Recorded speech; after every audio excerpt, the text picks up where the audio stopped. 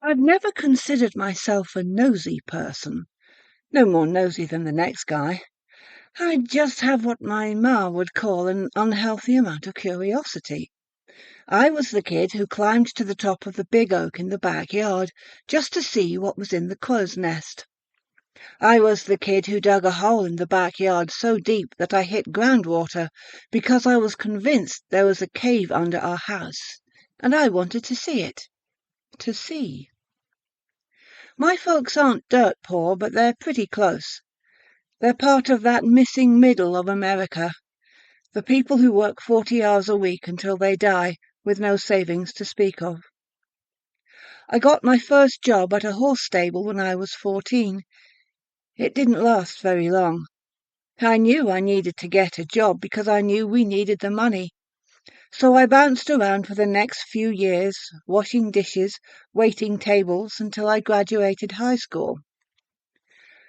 Pop was really tough on me about college. He never went.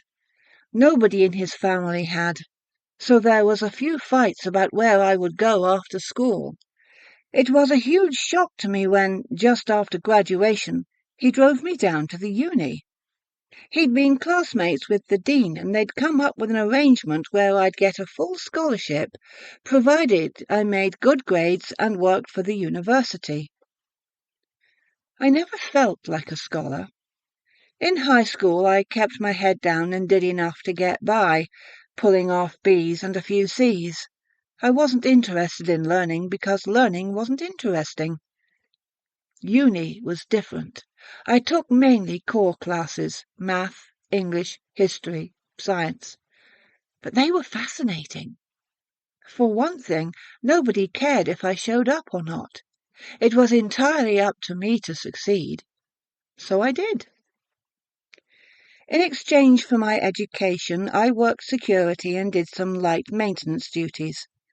Maintenance was a no-brainer. I've always been handy, and most of the fix-it jobs were the type that could be solved with a liberal application of WD-40 or elbow grease, or both. Security was a different story. Security gave me superpowers. The job itself was pretty easy. I got a uniform, a badge, a flashlight, and Ma gave me some keychain mace for my birthday. No, I didn't get a gun. They weren't allowed on campus anyway. I worked mostly nights and weekends and doubles during long holiday breaks. I was to walk around the full campus twice a night, checking the labs, computer center, and library. The rest of my time was pretty much my own. There were two other guards, Jake and Al, but they worked different shifts from me. We had overlap nights on Wednesday nights, where we'd get together for about an hour to discuss any major events or changes. There might have been some beer at those meetings, but I'm underage and you can't prove anything. Jake worked mostly day shift, and Al worked swings and some overnights during the week. Jake was a younger guy, training to be on the local police force, so he took his job pretty seriously. On the other hand, I'm pretty sure Al mostly slept during his shifts. Al was 2 years older than Dirt, so he deserved his rest. Remember that bit about superpowers? My first night on the job, Al gave me a huge keychain with about 1,000 keys on it. It weighed nearly 5 pounds and was secured to my belt with a heavy-duty metal chain. "Don't lose that keychain, kid," Al said. "You've got the keys to the kingdom right there. Any door that don't open, you don't want to go in it." My work hobby, the thing that kept me awake on those long, cold winter break nights, was exploring. I made it a point every night to open some door that I'd never opened before. I started in the news section where the library and computer center were, opening each room, each closet, making a map in my head of where everything was. Some nights I might have explored 2 or 3 rooms. Some nights I might not have had any time for anything more than an odd, out-of-the-way broom closet. The uni is actually a pretty large campus for having a full student body of only 12 or 1300. It was built as a Methodist college in 1896 and became state-owned in the 30s. There were three main sections. The old school housed the administration offices and a few unlucky classrooms. Unlucky due to the lack of central heat and air, and the three-story building had no elevators. The labs were a brutalist horror of poured concrete slabs and tiny windows, built back in the 70s when buildings that looked like Soviet radiators were in style. The new library was steadily losing its new, built in the late 90s boom and made in that unique red brick and glass style, like everything else during those years. When I think back to those early days, those days before, I think how stupid I was, how naive. I should have thought about winter. I should have thought about the solstice. By December of my sophomore year of college, I had cleared every room in the new library.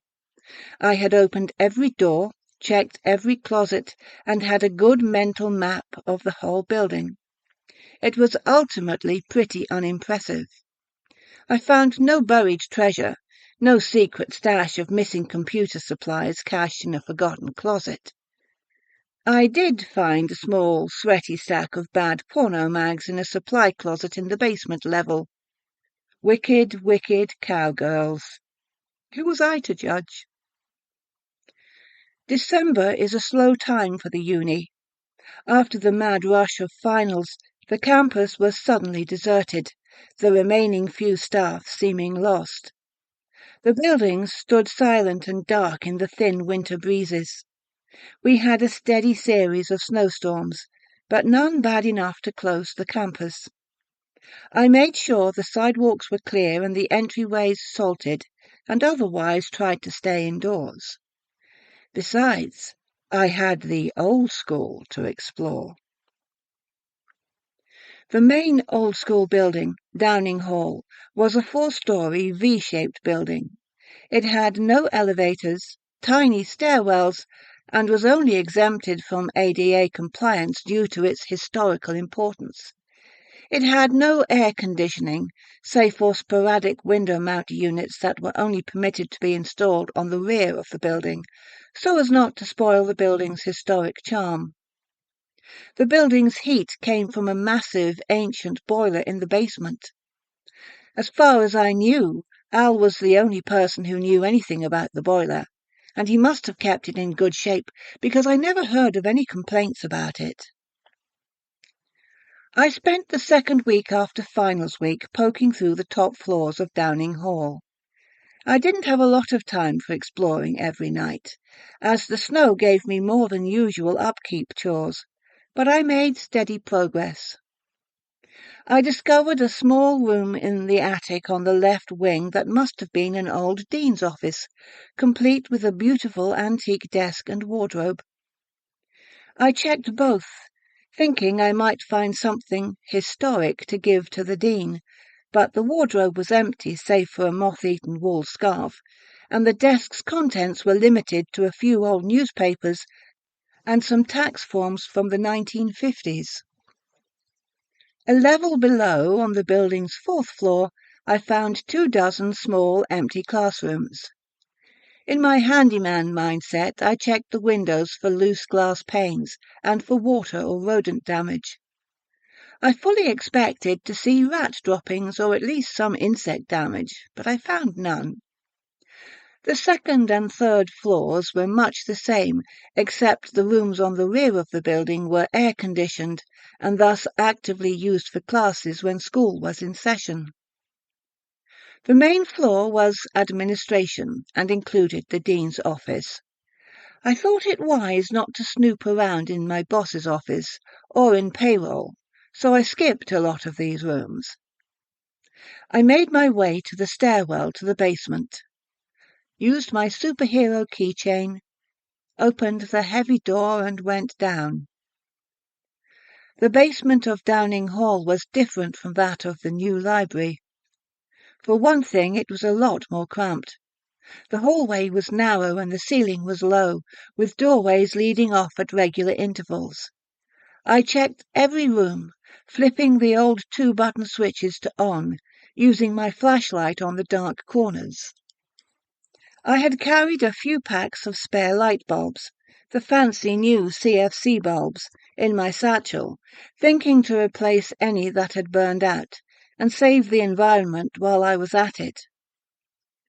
The little rooms mostly contained junk, spare desks, filing cabinets full of 40 and 50-year-old papers, old holiday decorations and so forth, lit by naked hanging bulbs. I'm not an imaginative kind of guy. Guess I'm pretty smart. I'd made straight A's in my college courses. It never occurred to me to be scared. I didn't think, I'm alone in a creepy old basement. This was my place, my job, my hobby, and it all seemed so normal. By the night of the 20th of December, I had made my way to the boiler room. The furnace was a massive monstrosity of iron and rivets, pipes and gauges. It was hellishly hot in that room, and equally loud. It was, however, neat and very clean. Al kept it that way because he said a clean boiler lets you get more shut-eye. The furnace had been converted from coal to gas at some point, but the soot had stained the walls of the room, and the old coal chute still opened in one of the corners. I had no intention of giving the boiler room more than a glance. I'd been there dozens of times, and there was nothing to see, just a workbench and the furnace itself, when I noticed a small door to the back and left behind the furnace. That's weird, I thought to myself. I had never seen that door before. But then again, I had never stood in that particular spot beside the workbench, and I had never really looked. The door was smaller than a normal door, maybe 5 feet tall, painted in the same non-coloured drab grey-brown of the walls, and was made of metal, just like the other doors in the basement. I went over to it and touched the handle. I think the body knows sometimes when things are wrong. Have you ever had that feeling, like you're being watched, when you know you're totally alone and nobody can see you, but you feel eyes on you? Have you ever gone left instead of right, because you got a feeling that you just shouldn't go to the right today? It didn't work that way for me. When I touched that doorknob, nothing felt any different. My head didn't hurt, my neck hairs didn't stand up, and I didn't hear an inner voice saying, "Don't do it." The doorknob turned, but the door wouldn't open. I looked more closely and saw a small keyhole. I checked my magic keychain and found 3 possible matches. Struck out on the first 2, and the third worked. Of course. Of course. The hinges squealed like they hadn't been used in a long time. Decades. My handyman instincts noted it. WD-40, I mumbled. I hauled open the door and stepped through into another small, cramped hallway. The light switch worked, and the single bulb blew with a crack. Damn it! My hackles did raise, then. I flicked on my flashlight and quickly swapped out the hallway bulb with a new one. I looked around and saw this hallway was narrow, straight, and ended a few yards away at another door. That door opened easily onto another stairway. What the hell? I said. Nobody had ever mentioned a sub-basement for this building. The hairs on the back of my neck were still standing out. I shook it off as nerves from the blown bulb and walked to the stairwell. It was a standard stairwell and looked pretty much the same as the others in the building. I walked to the bottom and met another door. I pushed through it to see another long, narrow hallway with doors leading off to either side at regular intervals. The first door to my left was unlocked and opened fairly easily onto a storage closet. There were stacks of late 60s era books, a few desks, and a decaying mop in its bucket. The door across from it was unlocked, but did not open so easily. I hauled the door open to find a larger room that looked to have been used as a classroom. There were desks, a blackboard, anatomical diagrams, and posters on the walls. Everything was covered in an inch of dust, and appeared to have not been touched in a long time. "Why would anyone put a classroom down here?" I mumbled to myself. "How would they even convince students to get down here in the first place?" I remembered thinking at that point that I must have somehow discovered a back way into the other wing of the V-shaped Downing Hall. Maybe this is where the old science classes were held, before the labs were built. I moved on to the next set of rooms. They were both classrooms, abandoned, dust-covered, and mostly empty. So were the next pair, and the next. I saw a total of 12 disused classrooms in that hallway, and a small break room, complete with a lonely coffee pot. I also found 2 small restrooms. I didn't spend much time checking them out, as the lights didn't work and I didn't feel like replacing those bulbs. I found myself getting slightly nervous. I was in a strange section of the campus, and I was working alone that night. In the back of my mind, I couldn't truly justify the existence, the waste, of a whole floor full of unused classrooms. When I got to the end of the hallway, I met another steel door. I opened it and saw another stairwell. I was fully expecting this stairwell to go up, to connect to one of the other main stairwells in Downing Hall. The stairs only went down. This was the point, I remember, at which I began to get scared. No way. There's no way these stairs go down. How would anybody get down here? Here, here, here, the stairwell echoed at me. I should have checked the time. I should have been concerned with finishing my rounds. I should have been hungry for lunch. I should have run. I started to climb down the stairs. This stairwell was unlit and appeared to be much older and in much worse condition than the others. It was also longer, much longer. After a few minutes of walking down the steps, I began to count them. At every 12 steps there was a small landing, a turn, and another set of steps. Down. After 10 landings, I reached another door. It was unlocked and opened easily. The hinges squealed, and the echoes died like lost things in the dark. I groped against the left wall for a light switch, and there was none. I checked the right, and the wall was equally smooth. I cast the flashlight around, but saw nothing. Nothing forward, nothing to either side, and nothing above. I snapped my fingers, listening for the echo. I may or may not have heard one. I slowly came to realize that the room into which I had entered was enormous, cavernous, possibly the biggest room I had ever physically experienced. I shrank back to the doorway for a moment. "This room can't be here," I said to myself. I started to think about going back, but I also started to think about wanting to know what was in there. I took a step forward and another until I was walking steadily into the room. I kept a steady pace, counting my steps. I looked over my shoulder every few yards, using the light from the open doorway to orient myself.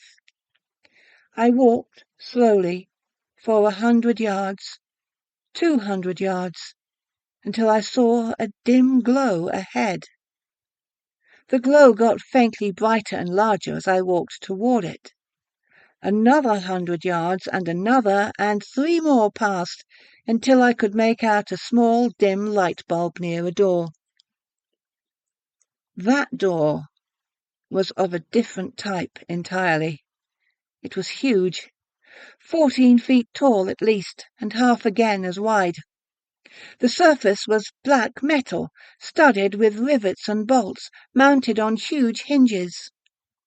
Across the face of the door, graved into the metal, were words in some strange looping script that I could not recognize. Every surface was carved with that script, or with strange diagrams made of splayed circle-ended lines. At the center of the door was a large spoked wheel lock, and in the center of the lock was a tiny keyhole. Above the keyhole was a sigil enclosed in 3 circles. I looked behind me and could not see the light from the stairwell. I couldn't see anything at all. I held the superhero keychain to the dim light and flipped through the keys. Of course, there was one small battered key that looked as if it might fit. I inserted it into the lock and turned it.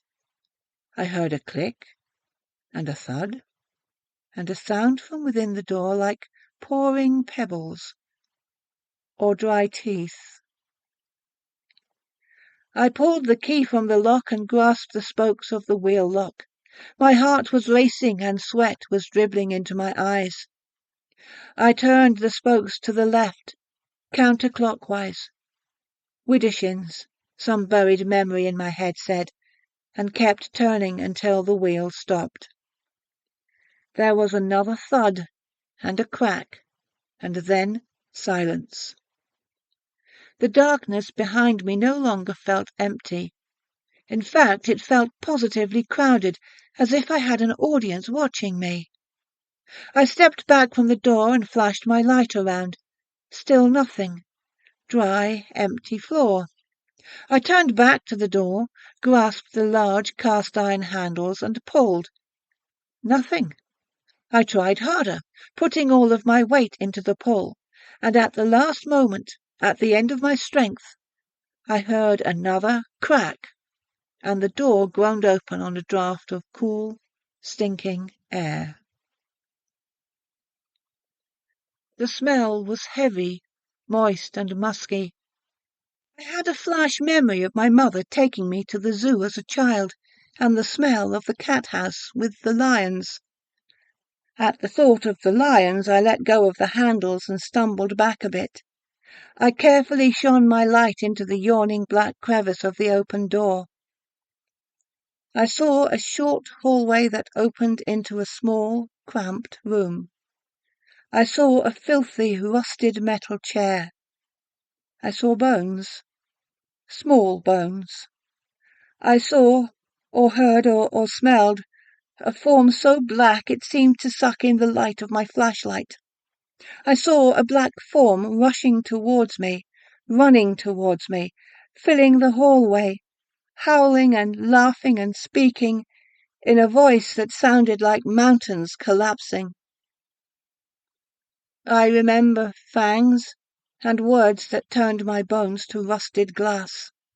I remember feathers and a hand with too many fingers, jeweled with something unspeakable, and the smell, the stink of something long caged.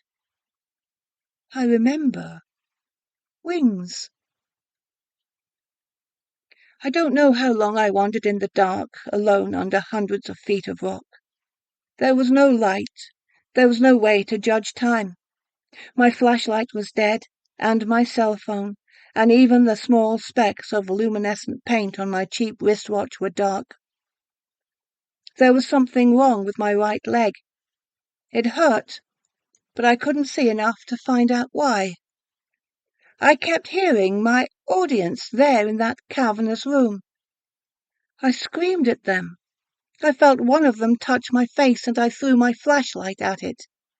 The flashlight bounced and rattled and became still, somewhere that I was not. Something laughed, later. I raved and screamed, but didn't throw anything else. I found the doorway after hours or days of crawling. There were no lights in the stairwell. After years of climbing, I crawled into that first forgotten hallway. I sliced my fingers on the crushed remains of the light bulbs I had packed in my satchel.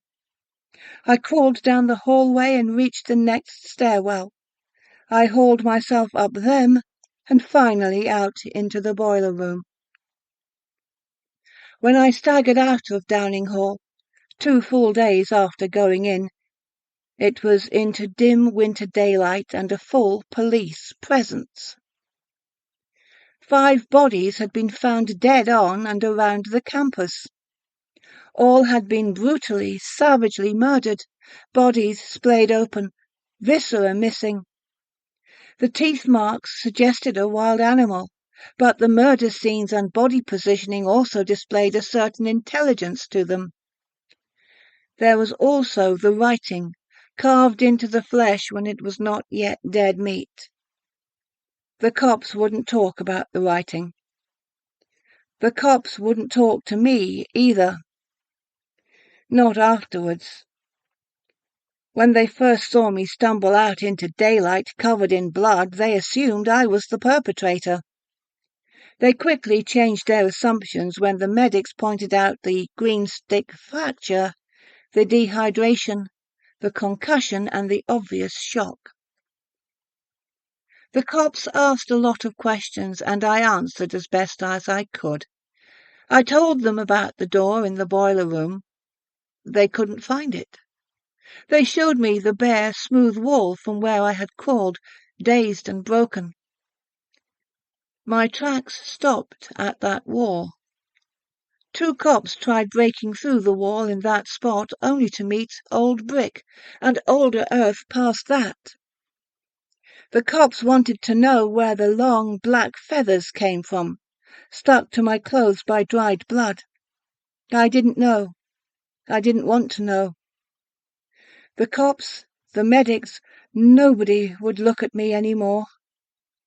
The scars on my face, the deep, gouged-out writing, was not a sight that most would want to see. I was marked. Whatever I had let out, whatever had killed and eaten 5 people, and a week later 6 more, had marked me as a friend.